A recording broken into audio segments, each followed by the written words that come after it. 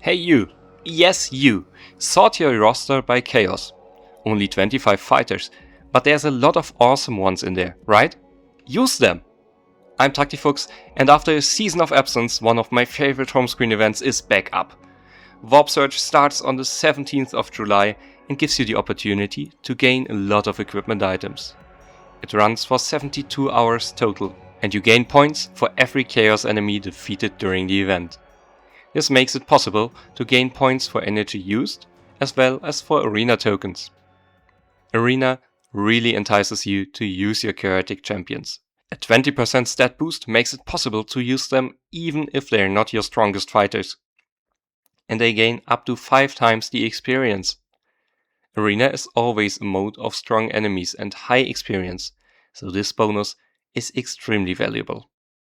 While you gain 5 points in elite campaigns and 3 in standard campaigns per demon and cultist defeated, the arena gives you 25 points per chaos fighter defeated. While the game adds 2 random demons on your and the enemy's side, each in arena during the event, finding another player with a chaos team will increase your points from 50 to 175 per token. Help each other out, and let us all enjoy the increased rewards. I'll tell you about some chaos fighters you could upgrade to use in this regularly occurring event later. What's to gain? Everyone can get a requisition as the 7th and a blessed requisition as the 12th reward, and you're quite likely to actually get them. Beginners under level 20 earn uncommon to epic random equipment items, while advanced players from level 20 on gain rare to legendary equipment. Veterans with at least one blue star unit can gain epic to mythic equipment, including a Daemonflesh Plate. It is the only block relic in-game and can be used by any Chaos Terminator but Typhus, who has his own relic now. Each time the bearer attacks, they gain extra armor. This buff might be reset after 8 attacks, but resets your active for doing so. This upgrade is extremely good, enhancing the defensive capabilities of some already impressive fighters, and since all of them are able to attack multiple fighters with their active, all Terminators become much better in wave-based modes with this relic, so be sure to grab one. All equipment you get during this event will be usable by Chaos fighters. To be fair, a lot of equipment items pull double duty, so you will get something decent for any roster. But if you don't have use for it at all, I calculated what happened if you scrapped all of it, and you can get 750 salvage as a beginner, 1910 for an advanced player, and 2900 as a veteran. That's not insignificant, and can get you a few steps on some items. But I wouldn't advise it. You can see though that other than the hard to get by relic, veterans profit a lot from their status. And since this event returns regularly, it will be well worth it to rush to Blue Star so you can profit earlier. If you enjoy my content, you can support me in-game by using my referral code BAD60EDU for 100 Blackstone for you and various rewards for me. And if you're willing to help me out on YouTube, a like and a subscription will motivate me a lot. And once we've rushed to 6,000 subscribers, we get a brand new code including 15 shards. So that is definitely a goal I'd love to reach sooner rather than later. As always, with Warp Search, it stands to reason that you can gain more than those rewards. There is no other home screen event after the start of the affected arena season, so you can easily save some tokens. Saving adds another 50% of points to the tally potentially, which is absolutely worth it. The points here fluctuate a lot. Use Chaos Fighters to help everyone out and try to choose enemies with as many fighters as you can. That you're still confident you can beat, of course. If your other teams are a lot stronger, winning once with a full Chaos team and then continuing with 4-man teams can be worth it, as the game only locks your last full winning team. This is after Cesare's hero release, and with nothing else hinging on Arena going on, you could actually afford to lose a battle or two. If you only face Chaos characters, the 7,175 points from Arena will finish the beginner's track and get veterans and advanced players to the last step of their track. unlocking the relic for veterans. If no one uses Chaos Fighters, that's still 2050 points, at least getting everyone the requisition without bending any of your day-to-day gameplay. On the flip side, using energy for the remainder of the points will change up your daily gaming, as only fights with Chaos enemies will give you points in the event. That's Fall of Cadia Mirror and Simhan. There's no ongoing campaign event during Warp Surge's runtime that could help. Generally, of course, battles with more enemies are better, and if you just wanted points, here's the list of battles that would give you the most. If you just want to fight effective battles, those with the best energy to upgrade ratio, so you won't lose out on farming progress during the event, you'd fight those battles. I marked down where your usual energy buy will get you. Of course, at some point you'll face diminishing returns from battles having fewer enemies. If you already have a sizable pile of the upgrades from the 12 enemy battles, you can also use the planner to put in your individual goals and campaign progress, which will then show you the battles you should fight to progress your goals and still earn decent points. This is, in my opinion, the best option you should choose if you already played a lot of Warp Searches before and played the effective battles I've shown for points a lot. I personally will still go with the effective battles for higher points, as my ultra-wide roster goals still need a lot of those upgrades. As I don't know your personal roster, I'll go with energy used on those effective battles. Adding arena points even without facing any additional Chaos Fighters, even a veteran could expect to just finish the rewards track and get every reward once. A beginner will have looped once and gained an extra rare item at that point. If everyone plays along, a beginner without buying energy would already have 5.5 extra loops, and even a veteran would get 3.41 extra legendary equipment items, which is well worth it. And that's all assuming you start into the event without saving and pretending you start with 0 energy.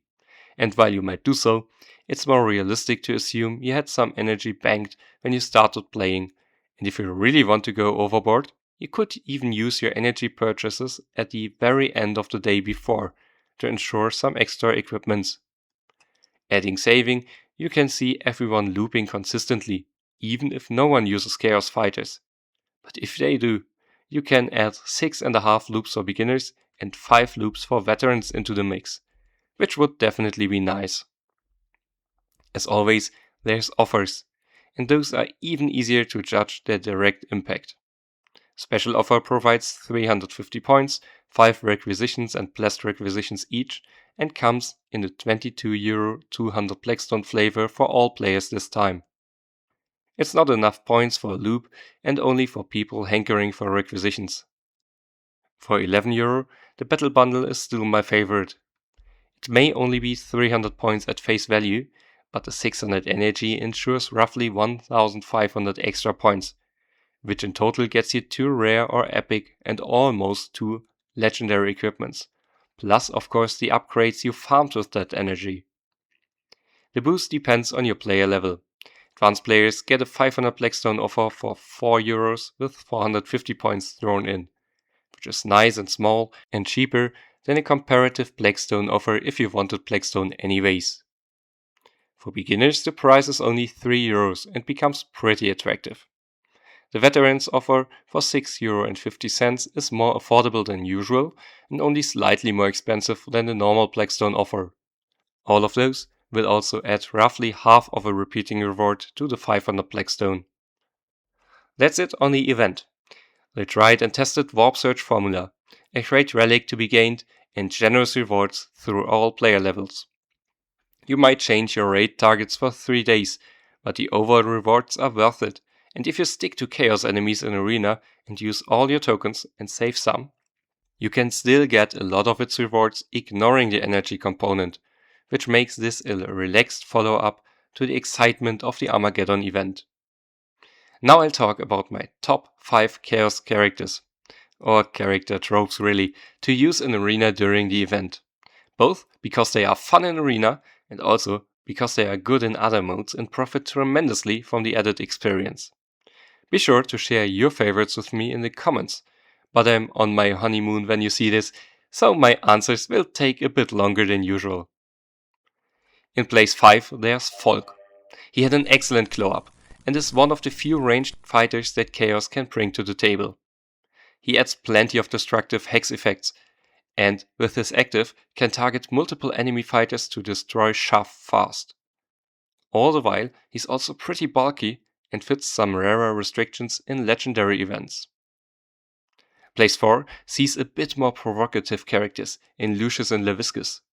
While both might not help you as much in Arena as Volk did, they both have their very interesting places. While Leviscus is a star in the newly formed guild raid meta team around him and needs all the experience he can get, Lucius's ability to pop right out of his killer's corpses makes him an excellent support piece in longer modes, allowing you to get more fighters on the field, as well as getting you more medals in quests. In place 3, there's a bunch of characters. All of the Chaos Terminators work excellently with Rodbone, who can resurrect them while they tank for him. All of them have an active ability that can potentially kill multiple enemies. Of course, the king of them is Maladus, who can kill multiple enemies with his passive 2 each turn and synergizes well with Rodbone by sharing his contagions of Nurgle trait. But the others are also amazing. Angrax killing enemies when they try to run for safety or just try to leave their spawn point. Rask for shielding himself and his adjacent Chaos friends every time he kills someone. And of course, Toth, who is a walking tank and can shoot rockets, which only becomes really good combined with Psykers, but are a neat trick to pull off.